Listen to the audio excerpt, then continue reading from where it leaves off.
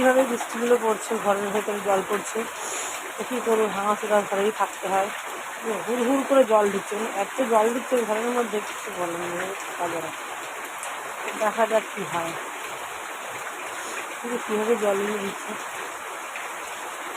তাই আর কতদিন এইভাবে যে জলগুলো দিচ্ছে, আর কতদিন দেখা যাক, ভগবান কদিন রাখে।